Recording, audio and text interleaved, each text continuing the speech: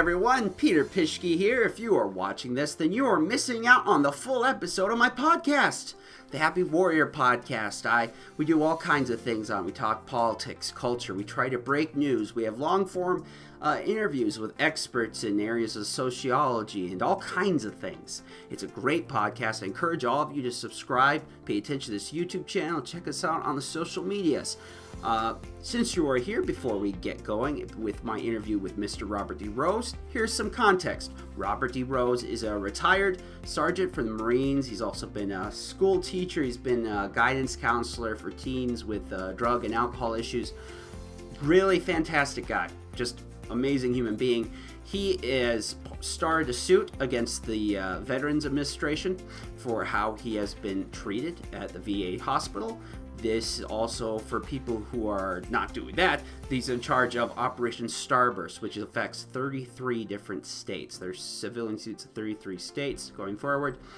What else do you know? Well, the suits are basically about how people with chronic pain issues in particular are having their treatments removed, treatments that they relied on. Their doctors are essentially being handcuffed from being able to provide treatment, which is typically opioids, to manage their pain and let them live a somewhat full life. This is how it was for me. This is how it was for millions of Americans like me, like Mr. Rose.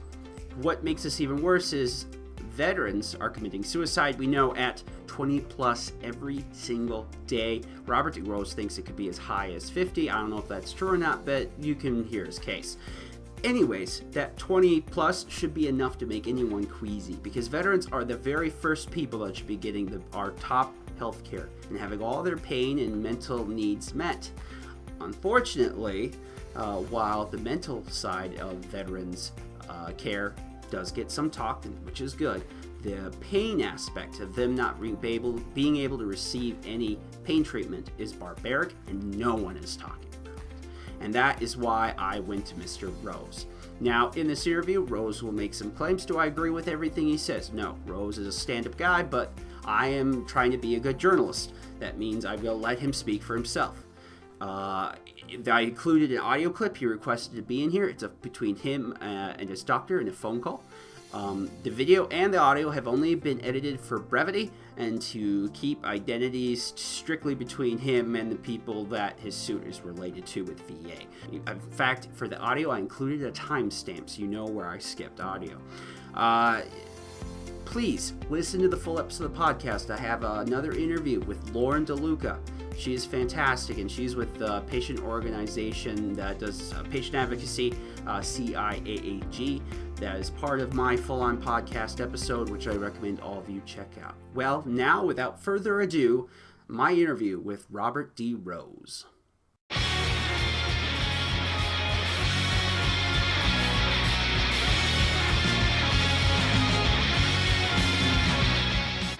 The Happy Warrior Podcast. Conservative commentary on the news of the day from a more positive perspective. Hey guys, I thought before we get going I should talk to you and show you here the actual document that we're going to be talking in part today. This is Robert D. Rose's suit against the Veteran Affairs Administration. And to summarize it, he is coming out against the Mountain Home VA Medical Center in Johnson City, Tennessee. After requesting medical assistance, they talk about how a certain doctor and nurse denied him primary care, even by his primary physician. And they even received an email from the VA, which shows as much. Here, I'll just read part of the email. It says, the Dr. A will not be able to prescribe narcotics either. So this is one of the nurses talking to him about what they can or cannot do. He says, he lives under the same rules as all providers here at VA. Not our choice to stop narcotic therapy at this point due to VA-wide OSI, as previously discussed in detail with patients. The suit here alleges, and I'll just read from some of it, the policy has and is causing irreparable harm to the plaintiff and the veteran community and their families. It is imperative this policy be suspended based on Mountain Home VA Medical Center's response, the number of amicus curiae briefs submitted pertaining to this case, and the following supporting documentation. These articles prove the Department of Veteran Affairs was aware prior to implementation, after implementing the Opioid Safety Initiative, the dangers associated with denying pain medications, the complications of untreated pain, the data provided in the policy is inaccurate, and that there are numerous studies available indicating an individual is less than 1% of becoming addicted to legally prescribed and monitored medications, as well as the efficacy of this class of life-saving medications. Again, thank you to Mr. Rose for the interview. Thank you to you for watching. Please listen, learn, and enjoy. I'm here with Mr. Robert D. Rose. He was kind enough to come with me to discuss his situation, to talk about veterans from the U.S. military and their experiences with chronic pain. He has a lawsuit right now with the federal government regarding how he's been treated. We'll talk about that and more. I think a lot of people, and this is why your story interests me, is a lot of people are aware of veteran suicides, or at least I think people who are aware of veteran suicides think of the mental health aspect. They think, all the depression, anxiety problems that they might have. But I don't think people realize very often is the chronic pain aspect that a lot of veterans have to go. And it makes sense, combat vets especially. Thinking of... Hey, I say something? Yeah. The training that the military goes through is extremely difficult. And there are injuries in training that do result in injuries that can be just as devastating as that on the battlefield. So it's not only the veterans returning from war zones, but it's veterans throughout all the branches. And all the branches depend on one another. Yep. And you were a sergeant in the Marines, correct? Yes. What is your background in the military, how you developed your chronic pain problems, and what led you to filing the lawsuit? Well, as you stated, God did bless me with 11 wonderful years in the United States Marine Corps. Brothers and sisters that I'll never forget. During that time, I signed 3 guaranteed contracts for 0311, the infantry. That last contract, the career planner wanted me to go into something new at the time called computers, and I was like, that'll never catch on. Let me do one more. I guess I was wrong about that. Let me do one more stint with the infantry, and if those computers do anything, I'll go ahead and switch over. Unfortunately,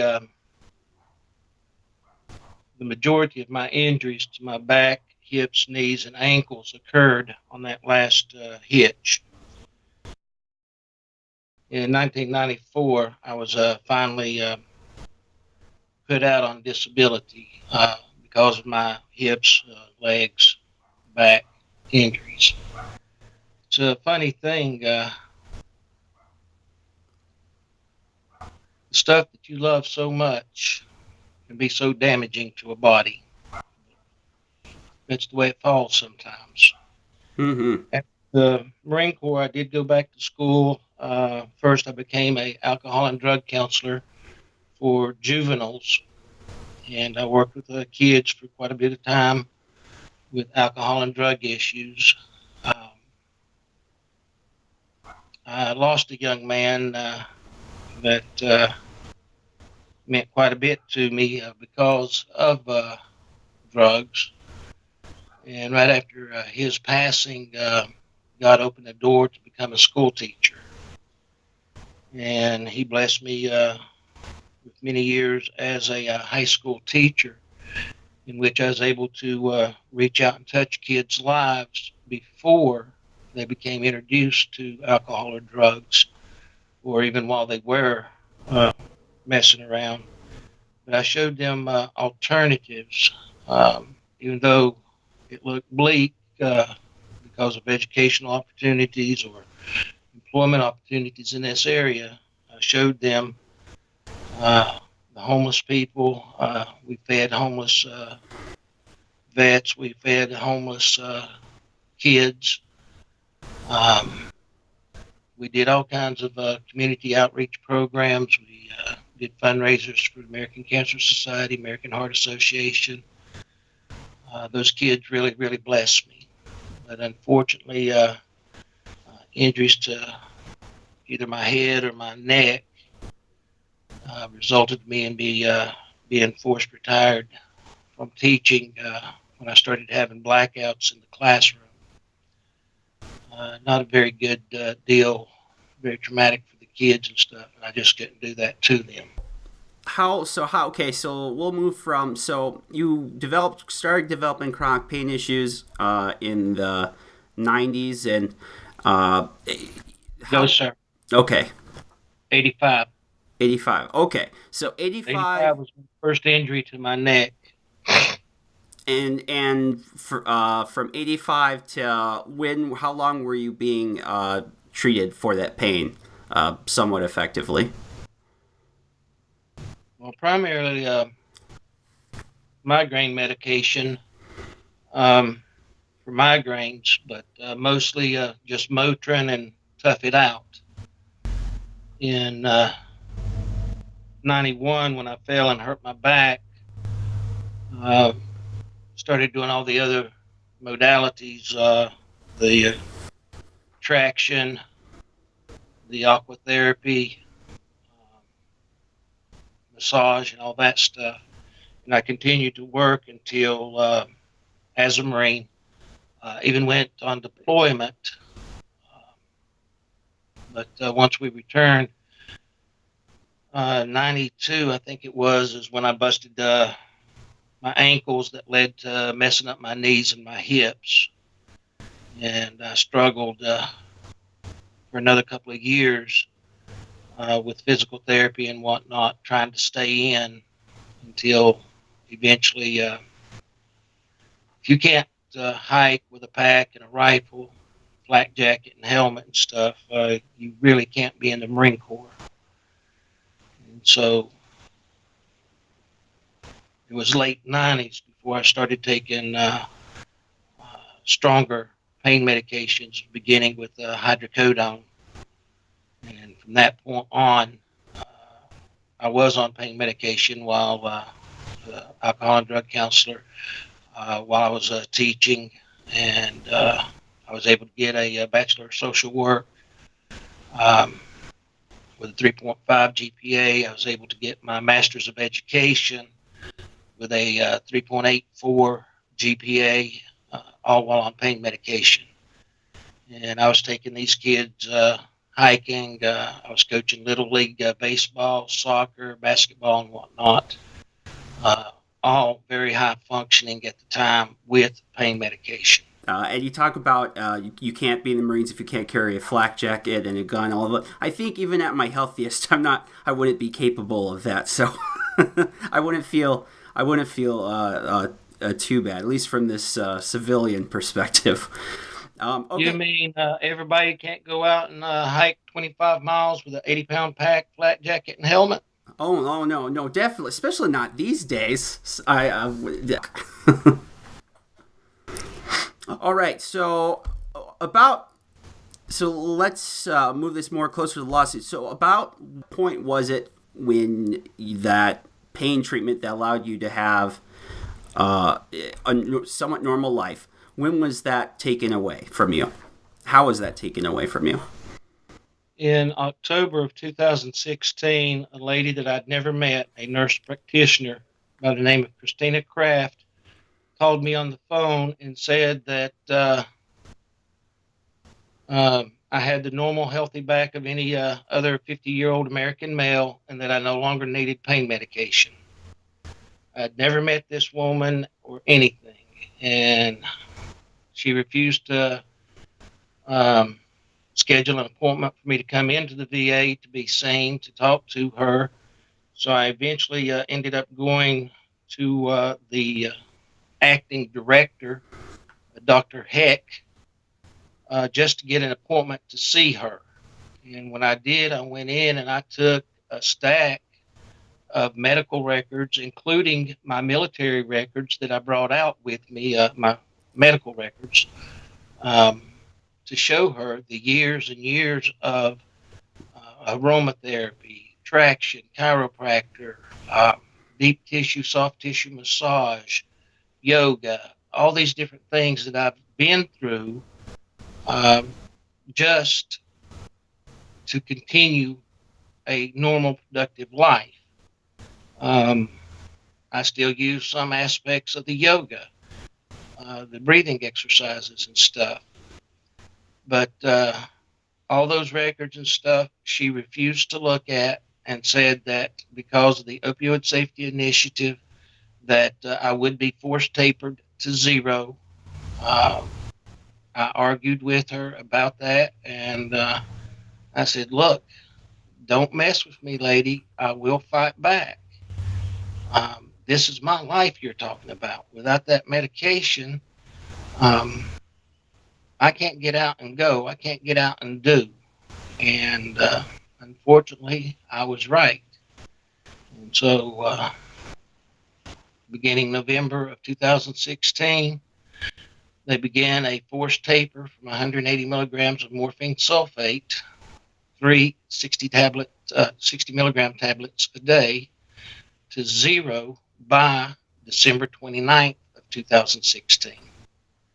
Since November of 2016, my life has been a living hell. I'm very sorry to hear that. Your story, unfortunately, I've heard in when talking to people online in person is all too common. So you are filing the suit, and I read some of your Medium posts that talk about an article from the Johnson City Press that they did a news article about it. And it is pretty fascinating. Is it now? Is it my understanding that it's with this thing called Operation Starburst? Operation Starburst is mine. Yes, based on the lessons learned by the motions by the government attorneys, by the rulings of the judge involved in my case against the Department of Veterans Affairs, I created the Starburst complaint for civilians that are going through the same nonsense that I'm dealing with the VA. Because right now, you may know there are 28 different states that have anti-opioid legislation that are targeting the elderly, chronically ill patients such as cancer, even children. The month of January 2019, out in California, Children's Hospital had 0 pain meds that they could give to children suffering from cancer treatments, chemo and radiation. And it's asinine. It's especially concerning because the guidelines was, one, illegally released. They did not have the follow the proper procedures according to the Administrative Act. Additionally, Senator Joe Biden, who later on became Vice President Biden, in 2008, he received testimony from a Dr. Alex DeLuca. This gentleman explained to the Senate what would happen to people with chronic pain if they were undertreated or denied pain medications. He listed a host of complications from heart disease, diabetes, system organ failure, and just a complete detailed medical view of what would happen to this population of people. He ended his testimony stating that people within this category, chronic pain patients, would be 2 times more likely to commit suicide than the national average. The following year, the National Institute of Health, which is also reports to the Health and Human Services, the same as the CDC, they did a report and came out that individuals with undertreated pain or untreated pain would have a 68% greater likelihood of death than someone with cardiovascular disease, a 49% greater chance of death than someone with all the other diseases combined. Then in the following year, 2010, the National Institute of Health and the VA did another study, a cohort of 10 years of veterans with illnesses and injuries that had chronic pain. And in that report, they found that by removing the opioid or removing access to opioids did not decrease the number of overdoses, but it did indicate a greater likelihood of suicide of those veterans, a significantly higher risk. I don't have the numbers right here handy. So in just 3 years, the VA and the Senate, the Congress, they've known what would happen if they did this.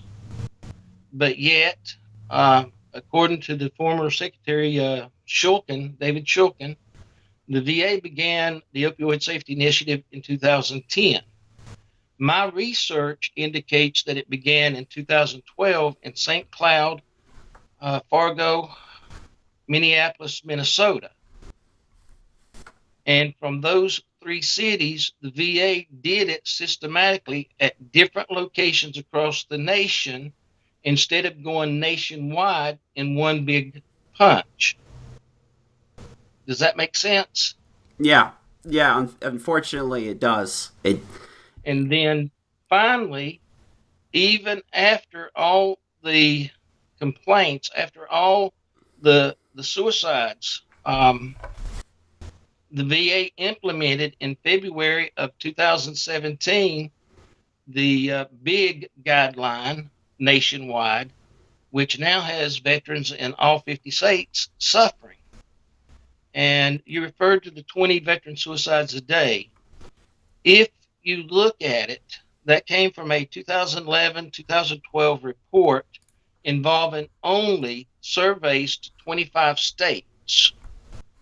Of those 25 states, it was 22 veteran suicides a day.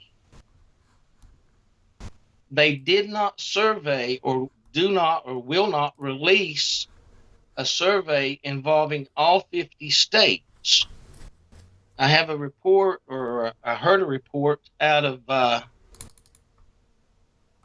Norfolk, Virginia, from one VA official that had been dismissed, state that the number of veteran suicides daily was closer to 50 a day, which would make sense based on that previous report. That would be, if that is true, that would be quite a bombshell. I mean, it's sad to say that, well,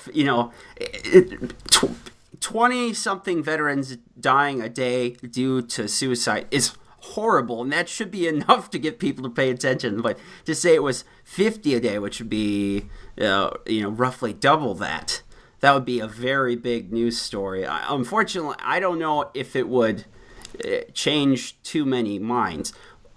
Let's talk about we can talk about the suit, the suit itself. But how has the reaction been so far since you started this process? I've had veterans and civilians reach out from across the nation. You mentioned the civilian lawsuit, the Operation Starburst. There have been 18 of those filed in 17 different states. Arizona looks the most promising right now, but people are fed up with the government dictating to their doctors what they can or cannot do. Those legislators, they normally do not have a medical degree. And so those reports from the National Institute of Health, the VA, that indicates from Dr. Alex DeLuca, that indicate denying pain medications is dangerous, they should listen to those, but they have not. And the result is people are dying.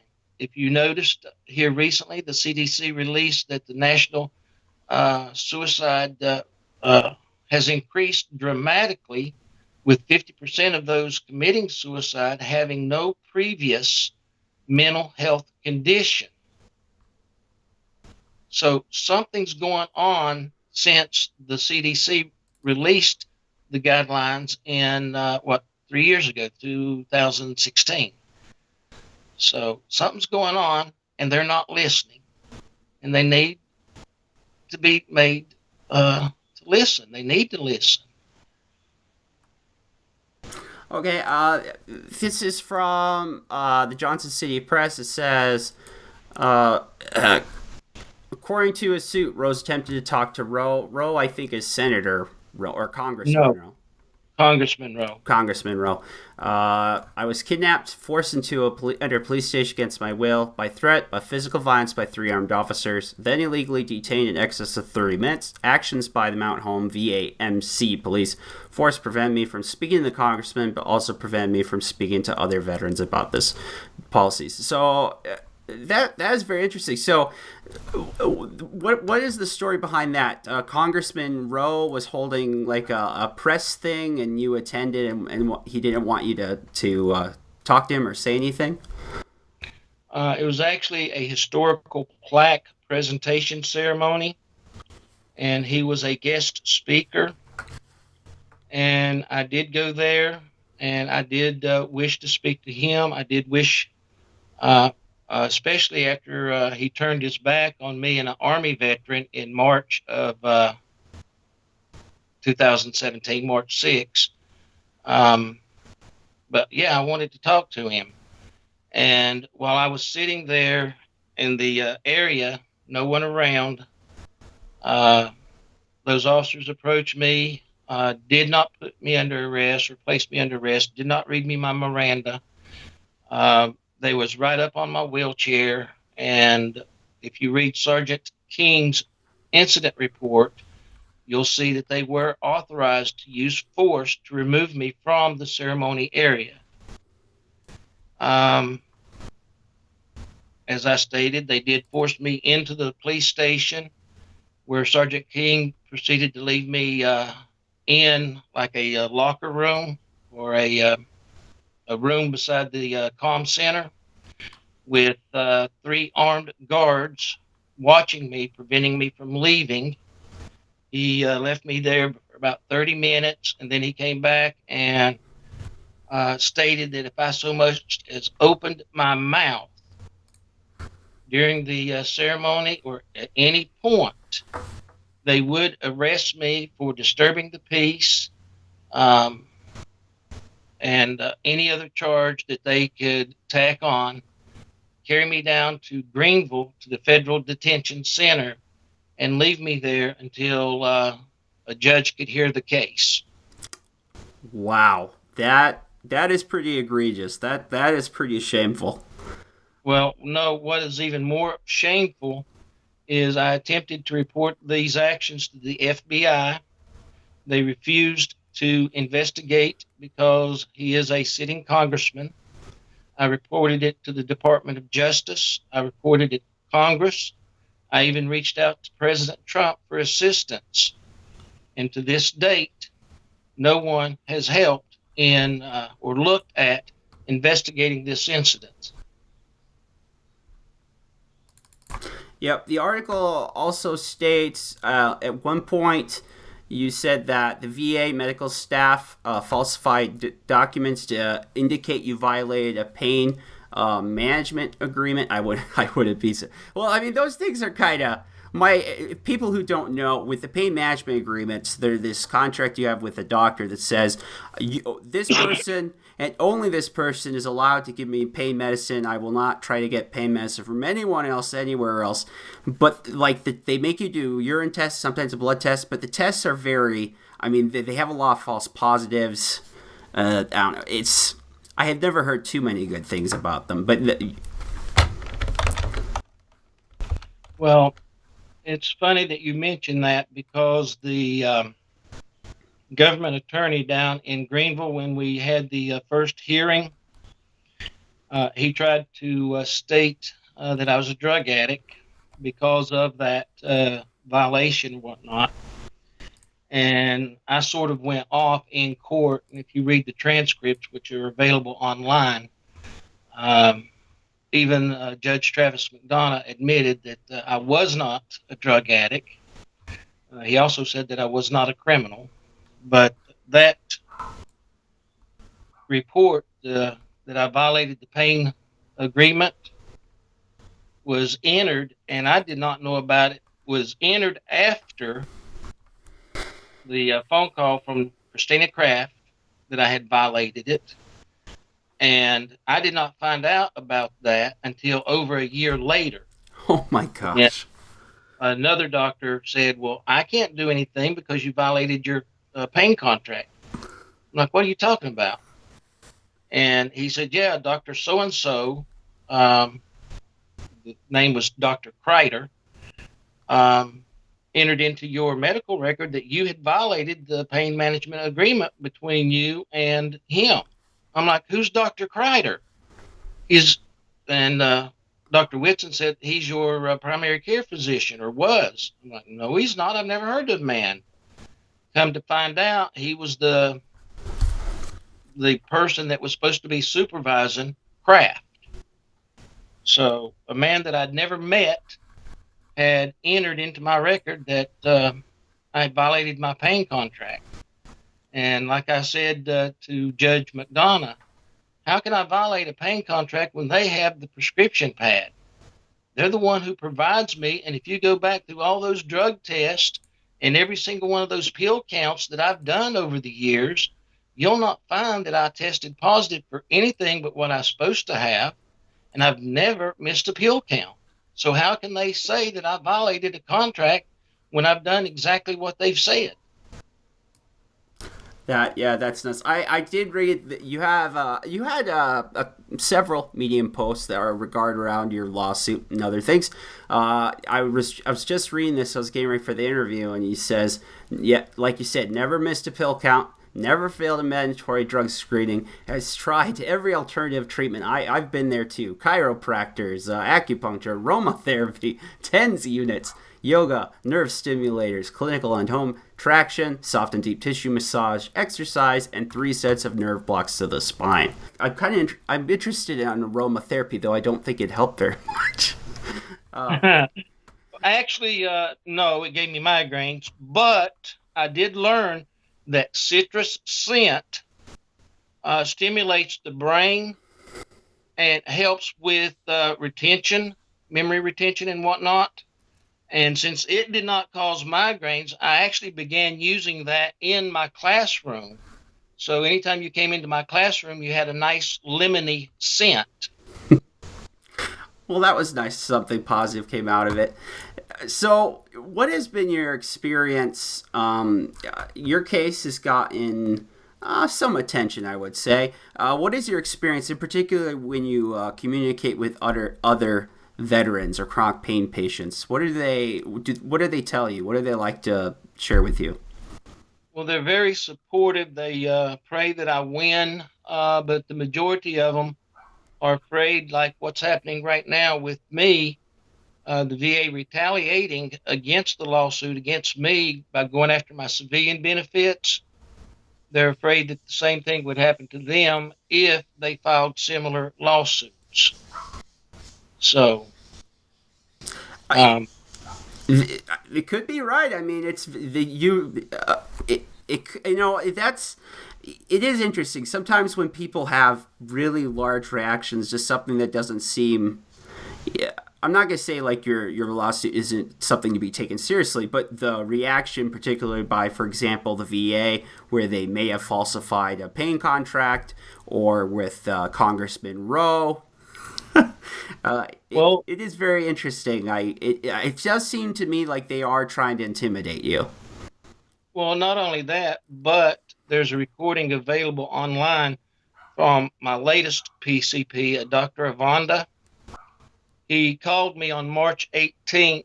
I had submitted paperwork that is required for my state of Tennessee benefits from where I was a school teacher.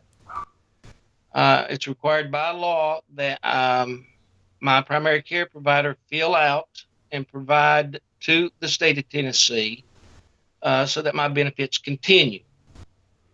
On March 18th of this year, he called and stated that he could not complete the paperwork, and he read me a letter that he had received from his boss, Dr. Province, that had been written by Mountain Home VA Medical Center's attorney, Mr. Eggleton.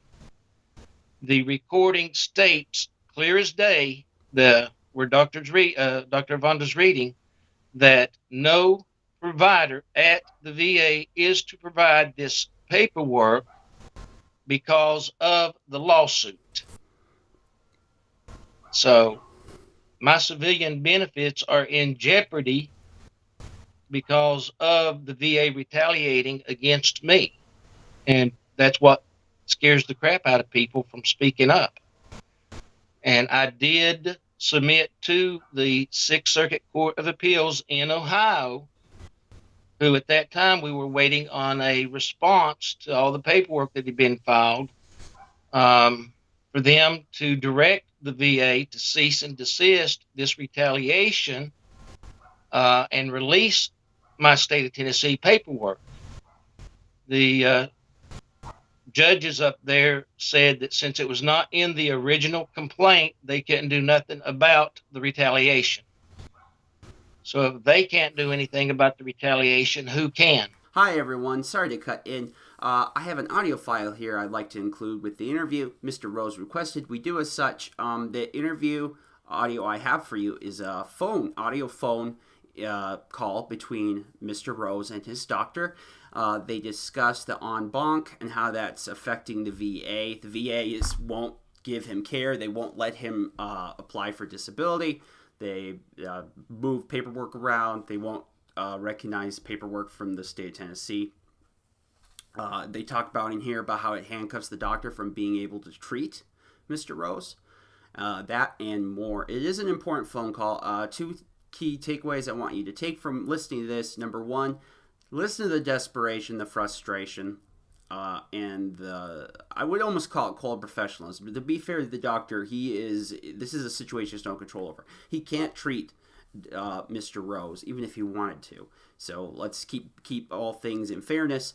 Even still, it is incredibly frustrating when you have to deal with doctors, lawyers, judges, specialists, people you never even met that have such control over your life, and there's nothing you can do about it. So that's the first thing I want you to take away. The second is take away from the actual words, the wording that they use here, and what the message is. It does seem like it would be fair to say that this is retaliatory, and it's very frustrating.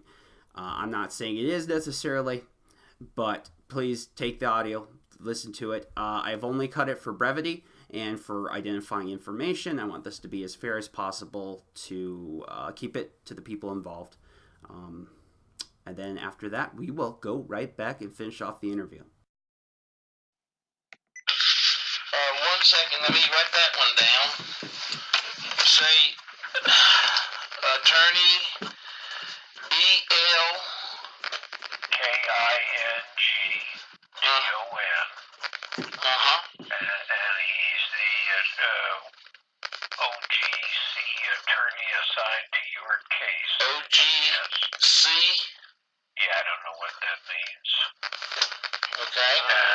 And basically, one sentence, which is under no circumstances should any physician at this VA perform the disability exam given the current federal lawsuit.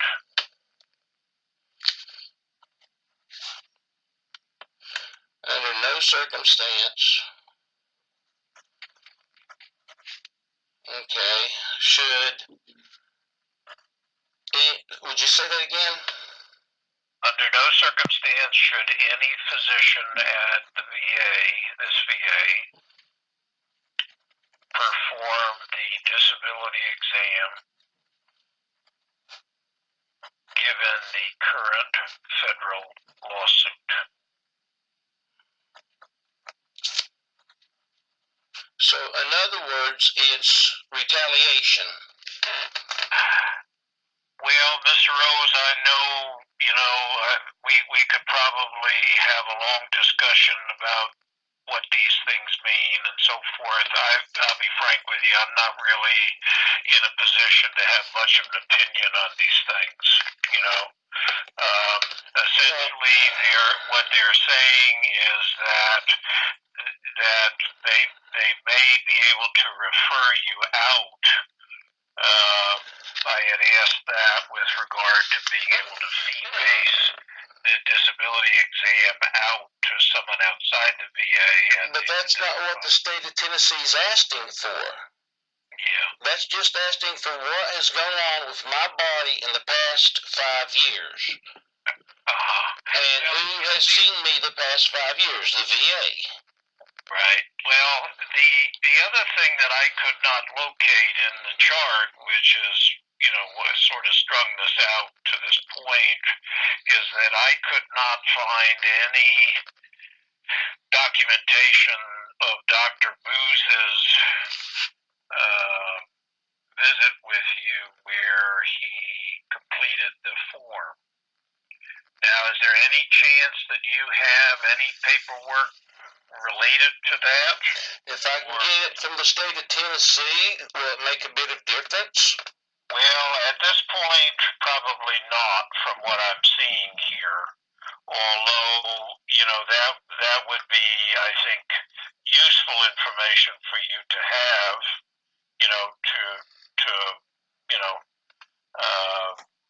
basically demonstrate that, you've been evaluated for your medical issues before, here. And they've not gotten better, they've only gotten worse.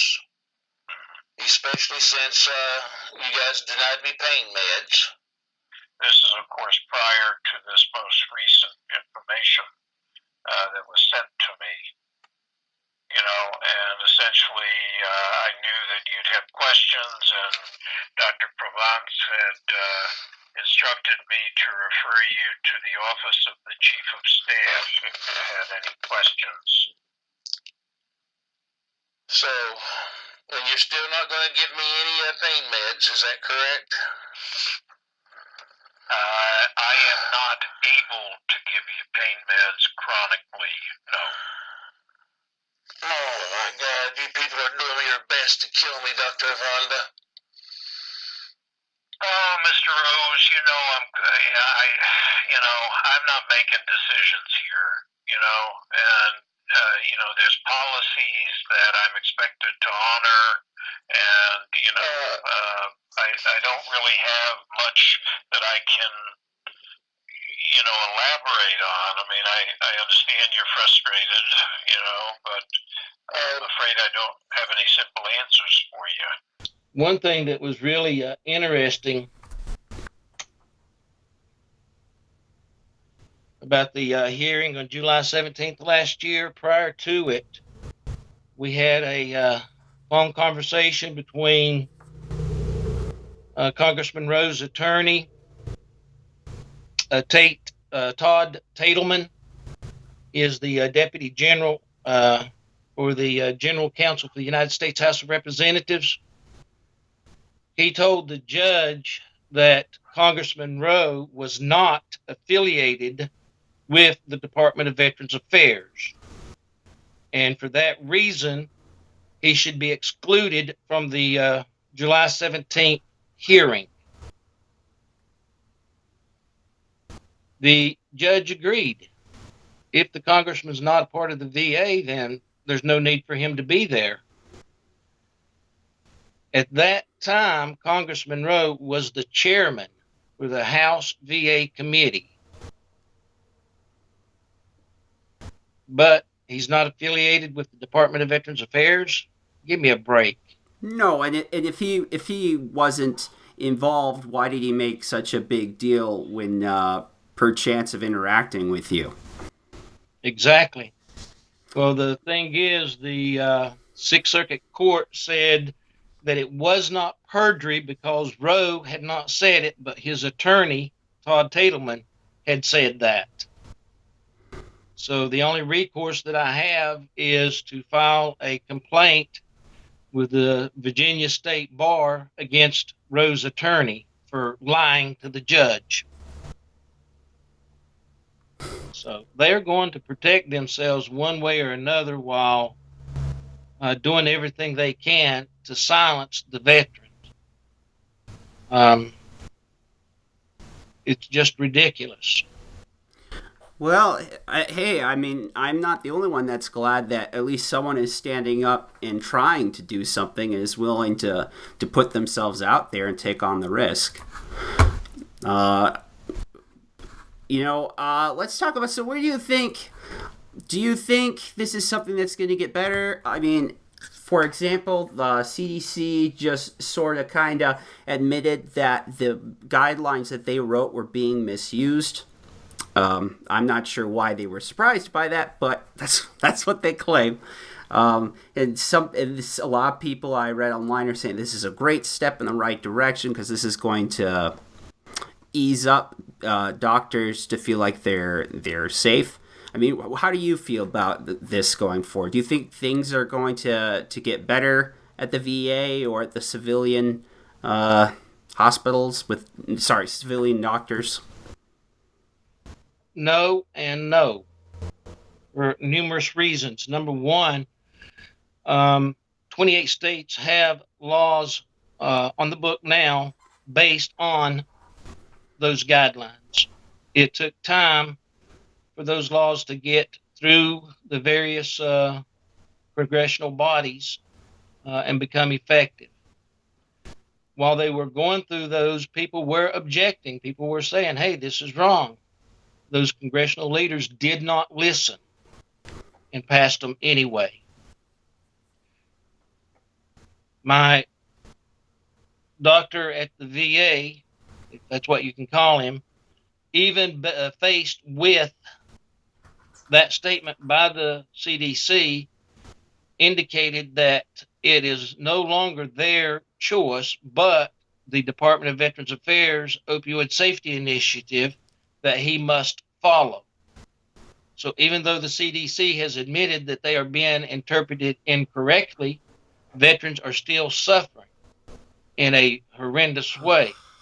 And if you look at the choice contract doctors must sign, it indicates that they must abide by the VA Mission Act of 2018. In that act, Section 301, it states that civilian doctors must treat veterans differently than they do civilians, that they must abide by the VA Opioid Safety Initiative and deny pain medications to veterans in accordance with the VA policy. So, no, I do not see it getting better until this en banc hearing I'm requesting of the Sixth Circuit Court is heard for these violations, not only to our Constitution, but to legal precedents that are over 100 years old. We have legal laws, legislation on the books, the Social Security Act of 1935, the Medicaid Act of 1965, that states explicitly the government should not interfere within a medical practice, a doctor, and their patient. But yet that's what is happening. And doctors are being targeted by the attorney generals of the different states. They are being targeted by the DEA unjustly. And if you look at the report that came out in 2009, the attorney generals and the DEA and VA and different organizations all agreed that by doing what they are doing now will have a chilling effect on the pain management practice, that doctors would be afraid to do their jobs. And they're doing everything in that handbook the opposite.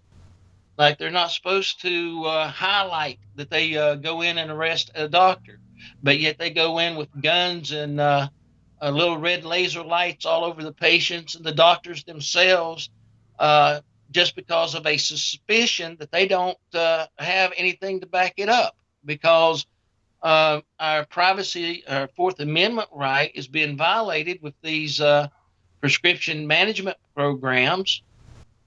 The DA is not supposed to have free access to it, but yet they went after Dr. Forrest Tennant when he was out of town. Oh, yeah. And look at what happened to him. Look at Dr. Mark Isbin.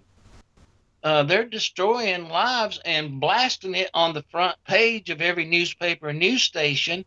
But yet when it comes down that, oh, this doctor was innocent, you don't hear a huge apology. You don't see it on the front page. And if you go to the Department of Justice webpage and the DEA webpage, they have a huge wall of shame of doctors that they have targeted, and even though they're cleared, their name is still on that list. And it's like a drug dealer going out here and chopping off the heads of his competitors and putting them outside their family homes as a warning. If you don't toe the line, if you don't get in line with what we want you to do, we're just going to destroy you. And that's what they're doing. This is not the America that I defended. This is not the America that I defended at all. I mean, the last time that policies like this were in effect, we went in and released those people, the ones that survived. 6 million Jews, yeah. But what about the other 11 million that Hitler killed? That included children, the mentally incapacitated, the disabled, the elderly. These are the same policies that fell under the T4 program. And people will say, well, if you say that the government is actually targeting chronically ill people, actually targeting veterans, why would they do that? Well, if you look from 2000 to present day, it has been estimated that just that segment of veterans that have returned from Iraq and Iran and the Middle East, just those veterans, their medical care is $4 trillion over the rest of their lives. $4 trillion. So if they can get rid of us by our own hand with suicide, or by our bodies failing, 68% greater chance of death than someone with cardiovascular disease, if they can get rid of us that way, then they're going to save some money. But that was not part of my contract that I signed. My contract said that if I came home injured, I would be cared for and treated for. A promise made by Abraham Lincoln. And that's not happening. Veterans today are being betrayed. Veterans since Vietnam have been betrayed. They're making a big deal in Congress right now that they're going to pass the Blue Water veterans so that they get health care and benefits. 44 years after Vietnam, they finally have enough proof that these men are experiencing the effects of Agent Orange. It's ridiculous. Well, Mr. Rose, thank you for your service. Thank you for your continued service and being willing to speak out. I know you have a lot of health issues, and you're willing, doing normal day things is hard enough with chronic health problems, but you're willing to put yourself out there. It's given a lot of people courage. I hope things do improve. I hope your lawsuit comes to fruition and success and helps change some minds. I hope you're wrong, and I hope things do change soon, particularly for the veteran population, because there's no one that deserves to have access to health care, I think, in this country than our veterans. Well, we're not asking for anything extraordinary. We're not asking for mansions. All we want is adequate health care. Not to be going to a doctor at the VA and be told to continue smoking because it'll help with the stress of dealing with the pain. As a diabetic, go ahead, drink Mountain Dew. It'll help with the pain. Yes, I've been told that. Another doctor told me that God would forgive me if I committed suicide. I'd like to have his direct line to God, because that's not what I've read all my life in my Bible. Wow, that is pretty bleak. That is pretty bleak. I imagine being a doctor at the VA is a very hard job these days. Well, I've got Dr. Avonda. It's in the lawsuit. Dr. Whitson. I can't think of the other one. Two more. All have said that this is not their choice. It's either do this or lose their jobs.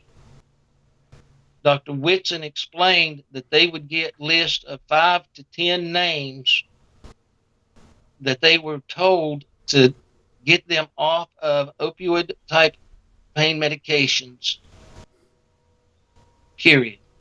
And that's what they did. 5 to 10 names at a time were called in and said, we're going to taper you. There's no choice. A friend of mine, 35 rounds of chemotherapy for throat cancer associated with Agent Orange. I lie. Radiation therapy. 35 rounds of it. He was told to take Tylenol and throat lozenges for his pain. Man, 70-some years old. What is aspirin and throat lozenges going to do for that? Wow. You know? Now, if people are interested, the case against the Department of Veterans Affairs is Rose v. Roe, R-O-E, because I did name Congressman Phil Rowe from Tennessee. But Rose v. Roe et al., case number 185970. Now, you mentioned the Medium. There is a document on Medium that I wrote. It's called Ex Parte Injunction. This contains such damaging material to the VA that the court restricted access to this file. So if you want to see the information in that file, it's on Medium. I shared exactly what I submitted to the court. Well, Mr. Rose, thank you so much for your time. I appreciate you with your patience getting this interview to sync up, for being here, for speaking out. You are a great man. I hope things improve and everything goes well for you with the suit. Just leave it all in God's hands. Amen. Thank you.